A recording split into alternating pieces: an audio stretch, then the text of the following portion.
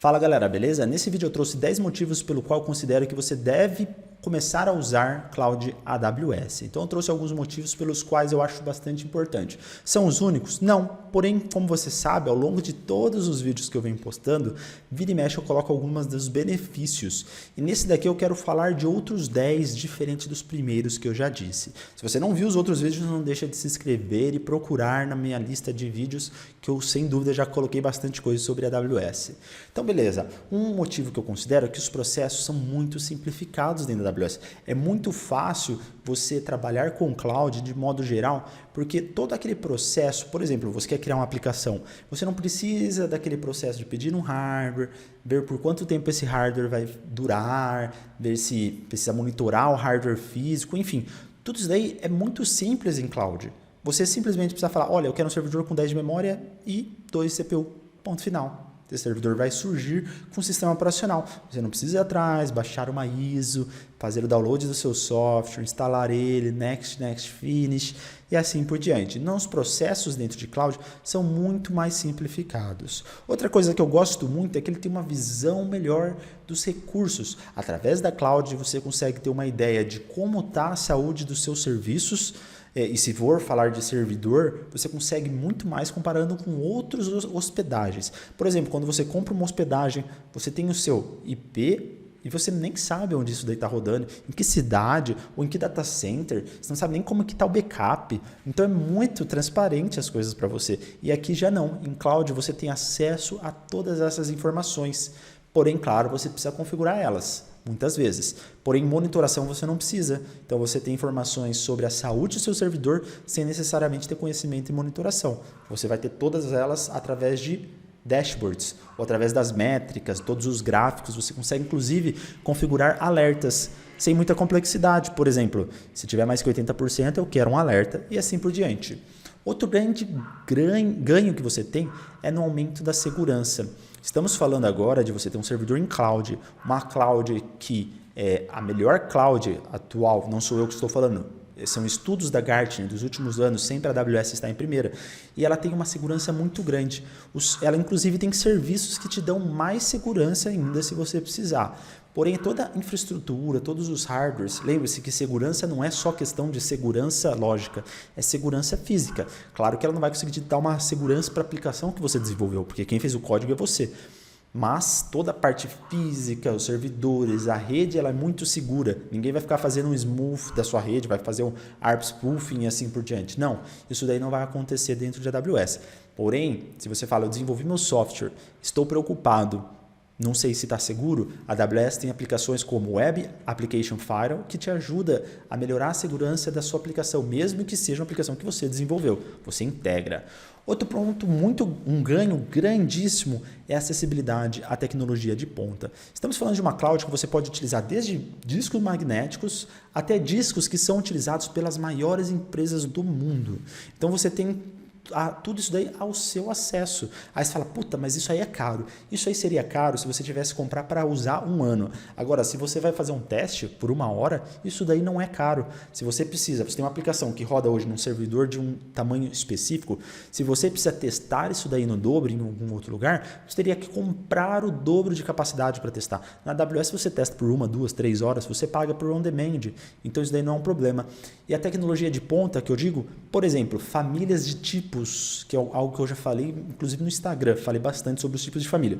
Mas vamos lá, M3 era a tecnologia 3, a AWS lançou a M4, ficou mais barato ainda. Você consegue mudar seu servidor facilmente com um reboot para M4. E agora lançou a M5, que tem uma rede melhor ainda. Você muda para M5 facilmente. Então você sempre tem tecnologia de ponta nas suas mãos. Todo tipo de tecnologia, não é só servidor como eu estou falando aqui. Você tem a tecnologia para te atender de todas as coisas, desde aplicações serverless como aplicações que necessitam de um servidor, containers, enfim, muitas outras coisas. Dentro de cloud também, devido à facilidade de você ter hardware à sua mão, você consegue configurar aplicações escaláveis, ou seja, tanto os serviços como os servidores, você consegue configurar automações que parece ser mais difícil quando eu falo a palavra automação, né? Quando fala automação, o pessoal, nossa, eu vou ter que mexer com código e eu não sou desenvolvedor. Não, nada a ver. Estou falando de página web mesmo, que você seleciona um botão e outro. E você configura uma escalabilidade, ou seja, ao invés de um servidor, você pode ter 10, 15, 20. Isso daí são coisas que grandes empresas como Netflix, Spotify e muitas outras empresas usam. Isso daí, inclusive, são empresas pequenas, empresas de médio, pequeno, grande porte, todo tipo de empresa. Auto-scaling, que é escalar automaticamente a sua aplicação conforme a demanda. Outro ponto que eu considero como ganho é a possibilidade, coisa que não existia antigamente, de você ter sua infraestrutura 100% em uma única conta. Esse ponto é um pouco questionável. Ainda mais eu que já tenho um background que eu trabalhei muito com segurança, me formei e me especializei em segurança. O background de segurança, eu sei que às vezes você pode pensar, pô, mas se eu colocar tudo dentro da AWS, quer dizer que se ela for comprometida eu vou perder? Sim, pode ser, se você não aplicar a sua segurança corretamente. Porém, você tem a possibilidade de usar 10, 15, 20 AWS. E você configura a AWS Organization, que é algo que eu já falei no canal. Então, se você não conhece, não deixa de ver. Mas é muito legal porque você pode ter acesso desde serviço de hospedagem de servidores, desde armazenamento de objetos, desde serviço de e-mail marketing, serviços também de, o que mais? De Big Data, de Machine Learning, serviços serverless, todo tipo de serviço está lá em um único painel que pode te ajudar. Outra coisa legal é que você consegue configurar alta disponibilidade. Quando você está dentro da Cloud AWS, você tem a possibilidade de trabalhar com Availability Zones. Isso quer dizer que elas são data centers diferentes, que estão em cidades diferentes, porém ainda tem uma latência ótima. Os seus sistemas clusterizados você coloca dentro de AZs. Assim você sempre vai ter aí um sistema com garantia que você tem redundância, você sempre vai estar disponível. Isso daí é um requisito muito forte, inclusive em parte de segurança. Outro ponto muito interessante, algumas pessoas questionam muito e não acreditam, é sobre redução de custos. Eu já falei tanto sobre redução de custos que eu não gostaria nem de adicionar aqui, mas eu coloquei mesmo assim. Galera, eu sei que vocês estão analisando um por um ano. Vocês estão pensando, nossa, mas é só no servidor. Ali eu compro um servidor de tanto de recurso e custa 10 mil reais. Na AWS vai ficar 15, mas você não está considerando a energia, você não está considerando a rede, você não está considerando disponibilidade, você não está considerando segurança, performance, enfim, você não está considerando nada. Mas pode, e é verdade, tanto empresas pequenas como empresas grandes, já tive a oportunidade de participar desse tipo de estudo e sempre cloud ganha em termos de benefício. A possibilidade de você compartilhar a responsabilidade para uma outra pessoa acaba pagando tudo que você tiver internamente. Mas agora, em casos onde você não pode para cloud, como por exemplo algumas coisas relacionadas a meio de pagamento, às vezes você não pode ter 100% em cloud, aí beleza, infelizmente você vai ter que manter um data center e você vai ver como que é caro manter algo local no seu próprio data center. Outro ponto é a mão de obra. Em cloud, você só precisa de um tipo de mão de obra, a mão de obra especializada em cloud. Porque hoje, vamos supor, eu consigo tanto criar um banco de dados em cloud, eu consigo criar um servidor em cloud, consigo criar storage, consigo criar réplicas, soluções de DR, soluções de backup, consigo fazer um ambiente 100% de uma empresa. Isso daí, sem dúvidas. Inclusive procurando, às vezes, se eu não souber uma coisa, procuro na internet, mas eu descubro. Agora, se você falar, Douglas, faz tudo isso que você me falou no ambiente on-premise ou fora da cloud AWS, então pode ter certeza que eu não sei. Eu vou falar, nem sei fazer. Por exemplo, redes. Douglas, cria uma infraestrutura inteira aqui no cloud. Crio para você e eu vou garantir que está muito seguro e está melhor, não podia estar melhor que possível, de acordo com todas as boas práticas.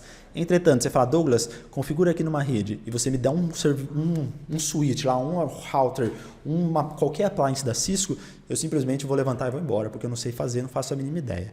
Então, a mão de obra, de certa forma, apesar de às vezes parecer, nossa, cloud é um pouco caro. Não, porque você precisa de um especialista. No mundo on-premise, você vai precisar de um cara do hardware, um cara da rede, um cara talvez do banco de dados, porque precisa configurar banco de dados, alta durabilidade, um cara do sistema operacional, um cara do storage, um cara do backup, um cara do não sei o que, enfim, daqui a pouco você está com 10 funcionários, aí se tem um funcionário não pode, porque esse cara sai de férias, o que acontece? Esse cara fica doente, esse cara desaparece, então você precisa de 2 e assim por diante. Então aí que vem os custos. Outro ponto é a produtividade. Produtividade é um ganho enorme em cloud.